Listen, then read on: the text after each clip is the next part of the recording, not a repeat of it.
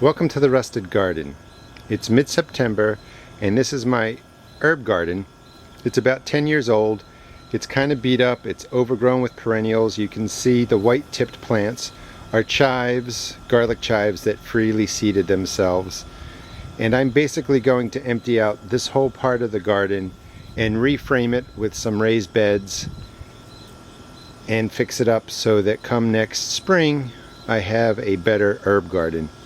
And quickly, I just want to show you over here are the framed raised beds. These are 4-foot by 8-foot raised beds that I built. You can check out my YouTube site if you want to see how to build these. Some of these are going to be vegetable plots in different parts of the garden, but I'm going to use one of these over here in this herb part of my garden, and I'm going to show you the process of just clearing this whole area out, reframing it, replanting it, and preparing it for next year.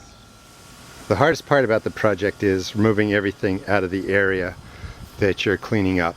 It was a lot of work. What I did was I took out the containers, and I wanted just to show you what I still have. These are all oregano in containers. This is oregano in a strawberry pot. There are some thymes in there. That's lemon balm. Purple cone flower. Another purple cone flower left in the ground. That's St. John's wort. I forget the name of that, but that's a perennial. It has the purple feathery flowers. That's pretty common. And that's another lemon balm. Right in there is a dianthus, which I'll probably move. That's my sage plant that has one good growth on there. So what I'll do is I'll cut that back, dig out the whole bulb, and replant it, hoping that it survives and it comes back. You can see some piles of weeds. I pulled out my stones, my broken clay pots. Actually found tons of giant slugs, which was kind of cool. I got to kill those off and they won't bother my garden next year. But this was the biggest step. And again, one of these frame beds are going to be dropped in there. You could also see my clematis vine. That was all cut back pretty hard. And I left the main stump straight back there where you can see it, and that will grow back. I'll make a new fence for it to grow on. Back in the far corner by the house, that's marshmallow plant, herb, more coneflower, dianthus isn't mixed in there, and this is a yellow rose that will get cut back pretty hard. Once I clear out the bed, I'm going to drop the frame in here, and if you see the next part, you'll see the frame is a lot bigger than this space, but in another project I'm going to redo my garden bed over here. So it all should work out.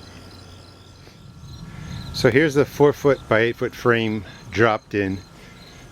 When you drop a new frame into the garden, you essentially drop the frame in.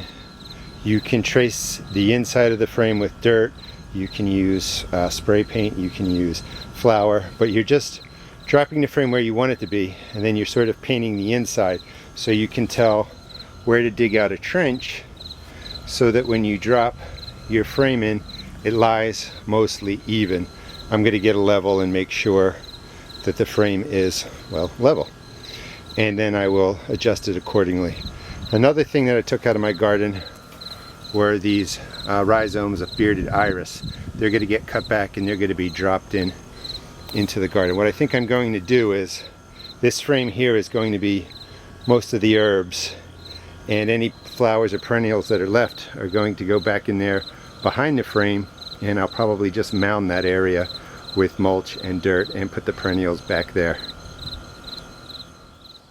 Welcome back to the Rusted Garden. I just wanted to show you my finished work. I replaced my herb garden with this framed raised bed, and I just want to show you what I did. I basically took out every single plant and I replanted. Right here is some thyme with rocks that I collected on my travels camping. Kept the lemon balm there in the corner, the oregano staying in the strawberry pot, another oregano plant, a couple of things my kids made over the last 15 years. The clay pots I use with hopes that I'll get a couple of toads.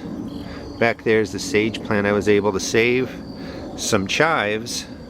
I removed all the garlic chives, which they're just a mess. I'll probably never plant those again. But I pulled these chives out of my other garden beds and put them in there. They clump nicely, they don't spread out of control.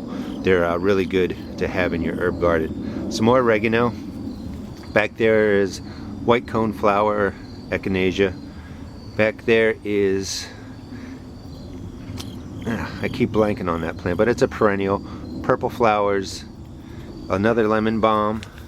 Right in here is a St. John's wort, actually.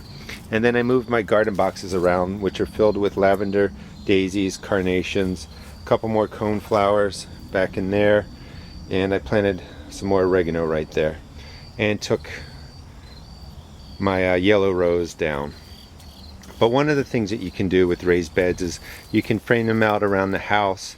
It looks really clean. Come next spring, this bed will be full of herbs, and I'll be able to take what I want, only coming a few steps from my house. I'm also going to clear out this path and probably put down mulch or stone or something along that line.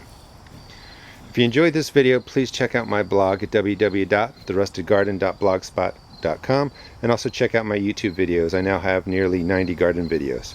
Thanks.